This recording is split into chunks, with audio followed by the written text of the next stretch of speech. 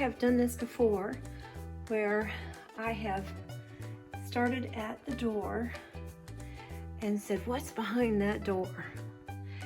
And I'll tell you what drives me crazy is when people swish the phone around or the camera around. So this is life's better with a cat. That's the little sign I have. I need a bigger one that says welcome or something. And I've got lots of leaves that are falling from my Japanese maple tree. And we have great gutters. They've got covers so we don't have to get the leaves out of them because we have a lot of leaves. Even if we didn't have this Japanese maple, there would be a lot of leaves. And I have a little mailbox birdhouse and a little teapot birdhouse, but I don't think any bird will ever live in the teapot. I just think it's pretty. And then I have the blue buckets, which I need to move. I talk about it. And this needs to be cleaned, but usually what I do is I put some kind of a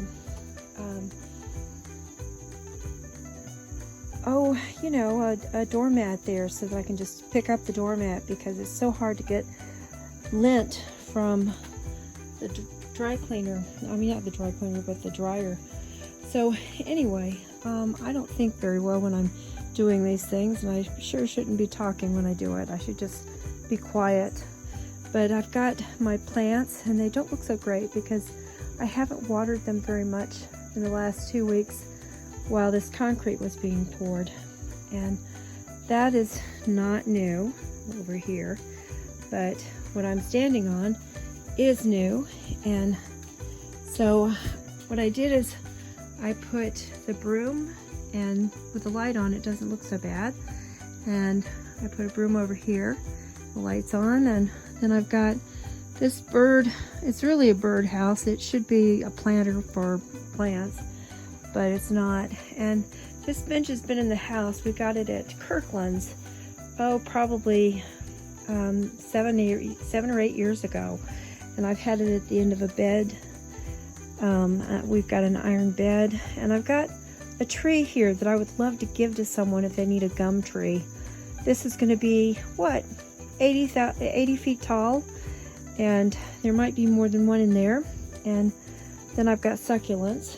But yeah, I'm going to go get a doormat, probably put it upside down over there so I don't have to do so much scrubbing for the lint.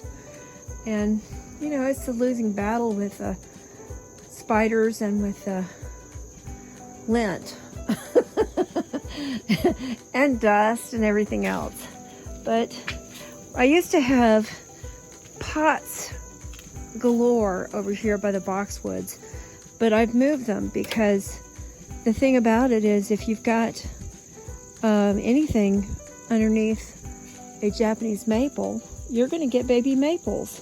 So I have to dig those maples out every year, and last year I didn't, and so I've got way too many. And so the alligator that I put as a stepping stone is breaking up, but I've got a little bit of flagstone, and I want more flagstone. It's really nice. It's not very level or anything. I've got a bird bath I need to put water in. I finally decided that I would put the what do they call it? Not chestnuts, but buckeye in this, and see if any of the squirrels would come and get it and bury it, and they haven't. And this is a beautiful fern that came up. Then it also has trees that grow up in it, like the tulip poplar and the gum trees that are here every year, and I just have to cut them. And I get doormats and put them underneath plants so I don't have as many weeds. And then there's this lovely, well, last year I called it the blob. It travels everywhere, and it's invasive as all get out.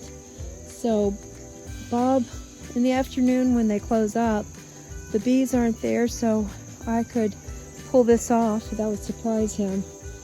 He did some weed whacking, but not here.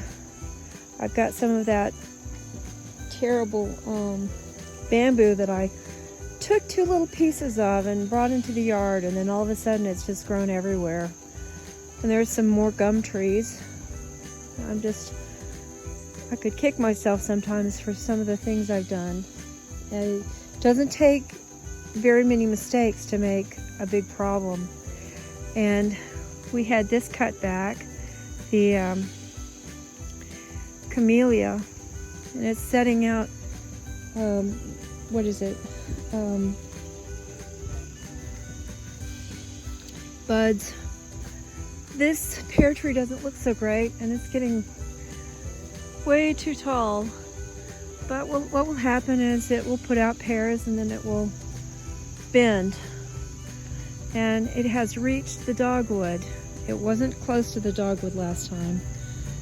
And I don't know who's going to come and pick these lemon, sour oranges or lemons that we have. Bob has watered it a couple of times, but not recently. And I have one of my ponchos on that has 2 pockets as big as pillowcases. So I could pick as many as I could, put in each side, and it would take forever to fill these pockets. But I have never had such huge, they've never been this big. They've usually been much smaller. So I don't know what the deal is, because we've had so little rain at times. And the problem with picking these is, of course, they have thorns. And they are very, very, very long thorns and very strong thorns. Some of them are, look at that. That is a thorn.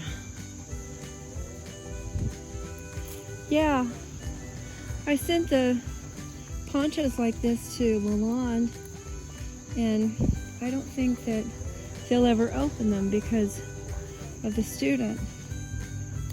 Now this is the normal size. This is about as big as a ping pong. These others are much larger.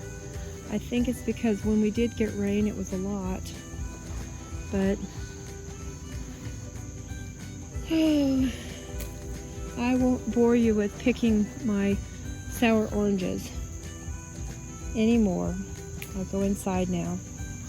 Flying dragon, Ponceras trifoliata. And this is, I used to say it was as large as a refrigerator, but now I have to take that back. It's as wide as 5 refrigerators, and it's as tall as, I would believe it is at least 20 feet, maybe 25. It's really high. All right. Have a wonderful morning.